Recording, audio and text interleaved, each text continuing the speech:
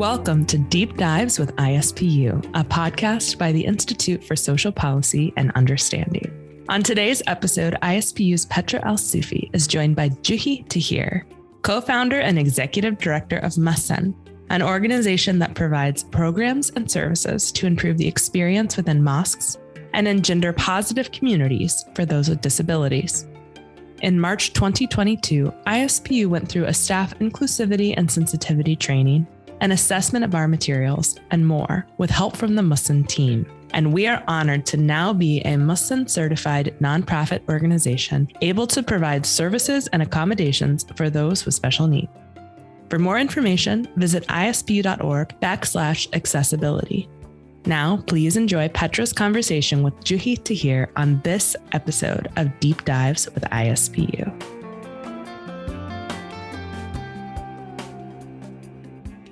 My name is Petra Alsoofy, and I'm the Outreach and Partnerships Manager at ISPU. On today's episode of Deep Dives with ISPU, I'm joined by Joohi Tahir, Executive Director and co-founder of MUHSEN, for a conversation about disabilities and accessibility in American Muslim communities. Welcome to our podcast, Joohi. Thanks so much for having me. So let's start off the conversation. What inspired you to co-found MUHSEN, and what your connection with this work? Well, truly, it's a labor of love. And when I say that, it's because probably one of the most important roles of my life has been that of a mother. You know, as a career woman, as someone who spent a large part of my life working on several other causes, nothing was more important to me than when I found out my second daughter was diagnosed with autism. She's on the autism spectrum. She truly was the inspiration for me to start this work. I was in the field of sales and marketing. I was in another role. And as she grew up, I started to realize that we felt as a family quite isolated. And that isolation was specifically from the Muslim community or from accessing my community due to just like a lack of awareness and a lack of understanding. And more than anything, I had that feeling that our family couldn't be the only family living with someone with a disability. And where were all these people? And, you know, truly, she has been my inspiration in this work. But having said that, you know, being more than 7, almost 8 years into the journey with our organization, MUHSEN, I see the benefit for so many more families like ours, and the impact of the work and why we started what we started from the ground up. I could relate to that so much with a family member who have a disability. Definitely connect with that. And your experience and mine are not unique. Actually, in our 2020 American Muslim poll, we found that 1 in 3 American Muslim families have or has an immediate family member with a disability, which is roughly the same as every other faith community we studied. So given this high number, what would you like American Muslims to know about those individuals with disabilities, and what are some of the practices, whether it's at the individual, community, or structural level, that you would like to see more of to better accommodate families and individuals? Yes. So with those statistics, you can imagine it's staggering to know that probably every single person listening has some interaction with someone with a disability, has someone in their family or extended family that lives with special needs. And what has become so important with the work that MUHSEN does is understanding and listening to those community members. And when we first started, we wanted to assess what the needs were. You know, I wasn't going to base everything on what my family needed because, as you said, each family is different and our experience may have a lot of similarities, but our needs could be different. So the structure that was put into place and the programs that were put into place with MUHSEN were based on feedback from the community. A lot of times, places of worship do not understand what it takes to accommodate for individuals with special needs. We live in a society where we know the American Disability Act, the ADA, and what that requires people to do in public places. You need the parking space that's accessible outside. You need the lowered sidewalk or the ramp for people to get in. But what do you do with them once they get in the building? And that's what we wanted to address, because that was my isolation for so many years, was how do I access the community and be included and have my child be included and be a part of the programming and have accommodations put into place for her once she's within the community. And so the structure and the platform of MUHSEN became just that. It became the answer to how do we attend services at the mosque? How do we attend lectures and classes at the mosque and or outside the mosque, at conventions, at other organized, places where one would go and they would want to be a part of a conference? How do we make this more accessible for everyone? So whether you have, for example, an adult, say there's an adult living with disabilities and they are hard of hearing or deaf, or you have a family who has a child who has Down syndrome or autism, the needs are going to be different. But what MUHSEN provided was this kind of overriding nonprofit organization that just didn't exist before in the Muslim community, that was able to serve the needs of children and adults, whether intellectual, mental, cognitive, physical disability. And so that adult that I spoke of that was deaf, he wants to attend programming at his center, but there was no sign language for him. And so MUHSEN started to provide sign language interpreters across the country because this was a need. And there was no platform before that really was kind of the place where you would go to say, well, where would I be able to find sign language interpreters? Those who wanted to do it individually, I'm sure they did. But we could advocate for our community as a whole and say, hey, we can provide that. Similarly, if someone is blind and they need access to material, we partnered with people who make holy books in Braille. So the Braille Quran is available, now through MUHSEN and through our partners. And for those children who want to access community, the most difficult thing was the teasing and the stares and the not understanding. And a lot of these families were stigmatized by it, myself included. We felt that if we brought our child into that environment, it would be very hurtful. And there were many times that it was hurtful. And we've heard from families across the country who've had similar experiences where it wasn't coming from a place of malice. It was just people were not aware that these individuals, it's okay to have them be in the mosque. And it's okay. They're part of our community and our society, but just how to accommodate. So if a child, say, for example, with autism was having sensory issues and making a lot of noise, perhaps that, but just how to accommodate a room or a family room where the parents could still attend the services, listen, be a part of the community program, yet that child had a safe space where they could go, where their needs were going to be met. And a lot of the work and the training of volunteers and, a lot of the support services that come in are all a fruit of us just asking the community what they wanted. And so the statistics are there. The number of families is just staggering.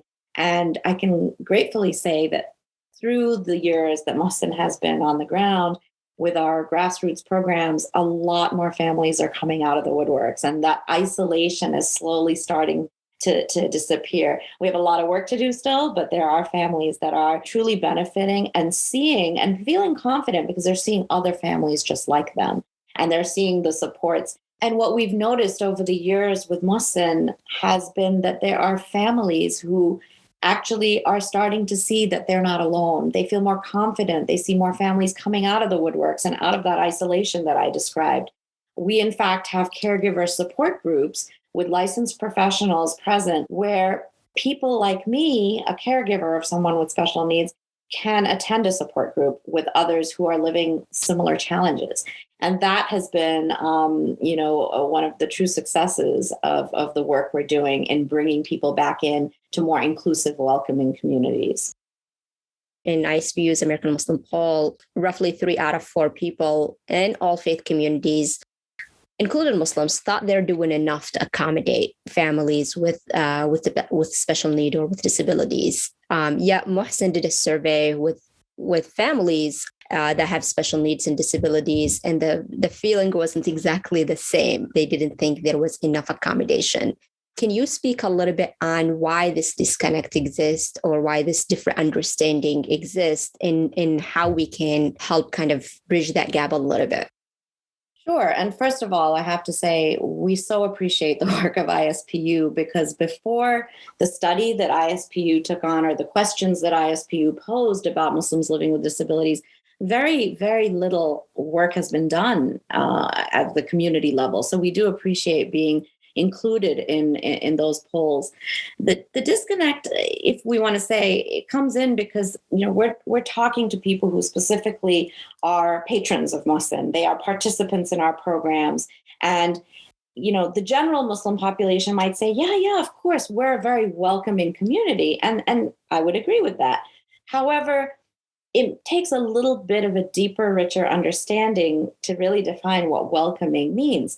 If there is a mosque setting or a community setting where people are saying everyone is welcome, come all, that's fine. And that's what's reported, because we do not discriminate. We do not say, this is only for these type of people or not those types of people. But when we talked about it with people who were living with special needs and their family members, we were asking them to rank how welcome and accommodated were their family member.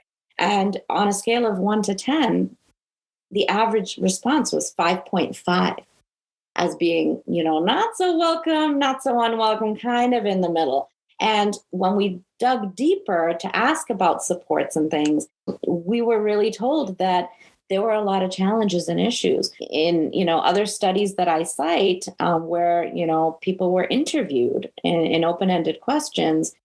I would say we found that actually a large amount of families have faced some sort of discrimination, have faced some sort of unpleasant comments when they accessed the community. And so that's where we wanted to know why, what happened, what can we do. I do want to point out that of the people we spoke to, almost 70% who responded to the MUHSEN needs assessment had developmental disabilities. So you could almost say sometimes when there's a physical disability, it's so much more apparent. People understand it better.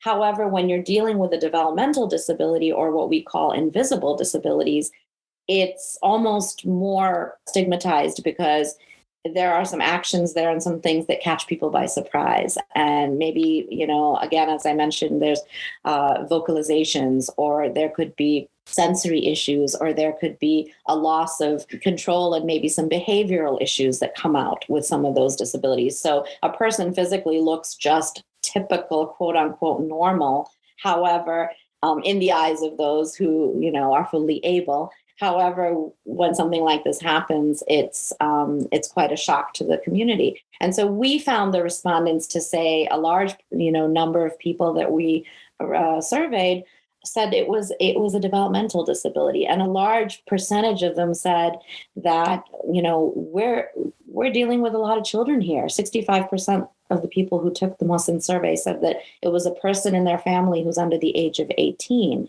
and we saw that there were supports requested and things needed, but they said they still had a long way to go. They were not made to feel welcome, and I know that's very sad, and I know we're working hard to change that, but it doesn't change overnight. This is years and years of perhaps lack of awareness. A little bit of that is cultural baggage, I feel, and now we have, we're knee deep in it, and we're trying our best to turn that around and change the conversation around disability in our communities. MUHSEN have been working for some years now in the community, and we all have seen changes, alhamdulillah, that came out of it. Can you share a little bit what are some of the significant changes, whether positive or negative, that you have observed in some of the work that still need to be done? A lot of our core programs would point to the changes that have come about on the ground. One of them being the MUHSEN Masjid certification, or the mosque certification program. This did not exist before. This is the brainchild of our founder, Sheikh Omar Suleiman. We worked together very hard to put together a mosque certification. These are guidelines for these mosques now across the country to say, if you can do this, this, this, and this, and it's a checklist of sorts, we will certify that your community is working towards being more welcoming to people with special needs. What's included in that is beyond your physical accessibility. As I said, when you get in the door, it's, can you actually do a sermon a few times a year on the importance of this inclusiveness? Can you actually have an awareness event about this? Can you actually dedicate someone on your mosque committee to be responsible for advocating for the special needs community? So I'd say a huge change and a positive change has been bringing the mosque certification program to now we have successfully certified over 75 mosques across the country. And I know that's not maybe a huge number compared to the thousands of mosques that we have, but little by little, we are changing those communities and those cities, and we're making people understand the importance of, love for your brother, what you want for yourself. If you want to be able to access these programs, so do they. If you want to be able to attend, a prayer service on your holiday, on the Eid holiday, so do they. Let's accommodate for them. So that's one of the biggest changes, I would say, across the country. And then along with that, the Sunday school or weekend school model. One of the things we tackled, and again, as a mother, I have 3 daughters, and 2 of them had the opportunity to go to like a Sunday school at their mosque or an Islamic weekend school. There was nothing for my daughter. She would watch her sisters go, and she'd, kind of look at me, and I knew had expressed sadness at not being included in that activity. And so at MUHSEN, we went ahead and started a weekend school program. And I'm pleased to say that 18 cities across the country are taking advantage of that now. And it's a very exclusive curriculum. Children are taught one-to-one, and they are taught with the supports they need. There are a lot of visuals. There are a lot of manipulative materials. It's actually a very customized program to meet the goals of each individual who's in the program. So that's been a beautiful success and a change. And it came about through all of these efforts to make people feel more included in the community. And I do want to mention, we talk a lot about children, but for the young adult population, in recent years, we've realized that, school supports and government supports and therapies and things like that, they kind of, take you on this journey up until a point. And as a parent, a caregiver, people out there listening, educators, that cliff is at the age of 21. You basically fall off the cliff after you hit 21 in terms of, government supports, in terms of education. There are things that go into effect when you're an adult living with disability, but not the intense level of support that you'd have as a child. So now seeing that, with MUHSEN, we're seeing our population grow and age. What do we do for those individuals that are young adults? So now we're piloting 2 programs in 2 cities where we have a young adult day program, and they're going to be filled with activities, vocational, life skills, recreational, physical activities. It's a program that's going to provide an enriching day for these individuals who perhaps are not a candidate for college. Perhaps they're not a candidate for competitive employment to go out in the workplace, but we're trying to serve them. We're trying to serve their needs, and we're building this program. It's very new. However, these are the types of things that I see as being such a positive change, for our community that didn't exist before. And I mean, I've just touched on a few programs, but I do encourage people to go onto the MUHSEN.org website and check out the rest of our programs too, because there are several.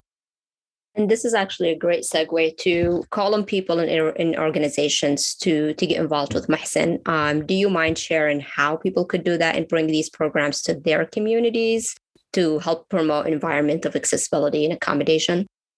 Absolutely. We're always looking for people to get involved. And, the demand is what drives us, and it drives our programs. So obviously, for the individual or the family member of someone with special needs, we encourage you to reach out to us, info@muhsen.org, or visit the MUHSEN, muhsen.org website. You will see MUHSEN in your community, and just drop down and look at all of our programs there. In addition to those individuals, I encourage the general population who's listening in that you can volunteer with MUHSEN. It's one of the most rewarding, amazing programs that you can volunteer with. We're unique in our programs. If you have a little bit of time to spare, we ask that you get involved, and you can volunteer at one of these weekend school classrooms. You can volunteer at one of our events. We do a program called Respite Night. Respite is just giving the caregiver a break or a respite. And what that looks like is We've just reactivated these after the pandemic in our Chicago headquarters where, family members will drop off the individual. And we've had adults, we've had children. We'll do a movie night or we'll do arts and crafts or we'll spend time with that individual so the caregiver can take a break. We need lots of volunteers for the respite program. This is something that is one of the most requested services when we surveyed our families. They want to take a break. And anyone else can perhaps leave that individual at home if they don't have special needs, or you have a sibling that can watch, or you have just a typical a childcare situation or a babysitter. Individuals with special needs cannot avail those services. We need specialized care. And we do a lot of trainings at the mosque level, at the community level. If you want your youth committees to all be trained on how to interact and care for people with special needs, how to deal with them in the sense that we don't just want this to look like it's a burden, because it's really not. Meeting these people, engaging with these people, your life will be enriched. It's a two-way street in terms of, how rewarding it is.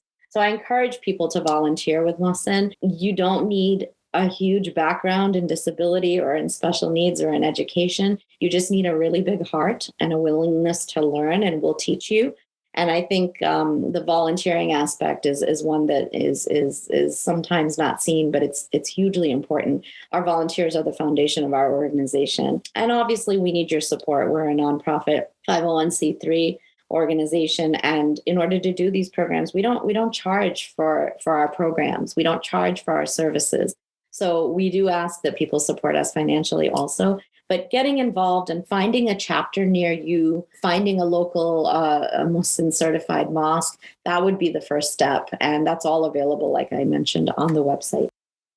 Joohi, thank you so much for this and for everything that you and MUHSEN are doing for every family that have a child or an adult with special needs. This is life-changing for a lot of people. So I want to thank you for that, and thank you and the organization for all that work. And I hope this is not the last time we're having a conversation around disability in our American Muslim community. Wonderful. Thank you so much for the opportunity. I truly appreciate it. Thank you, Petra and Joohi, for this illuminating conversation on disability and accessibility in American Muslim communities. You can learn more about MUHSEN and how to get involved with their work at MUHSEN.org. For more information on ISPU's accessibility services and how to submit accessibility feedback, visit ispu.org/accessibility. Links and additional resources will also be available in this episode's show notes. You can subscribe to Deep Dives with ISPU wherever podcasts are found. You can learn more about the Institute for Social Policy and Understanding's research at ispu.org. Follow us on Facebook and Twitter at the ISPU and on Instagram at @_ISPU. Thanks for tuning in to this week's episode, and we'll see you next time.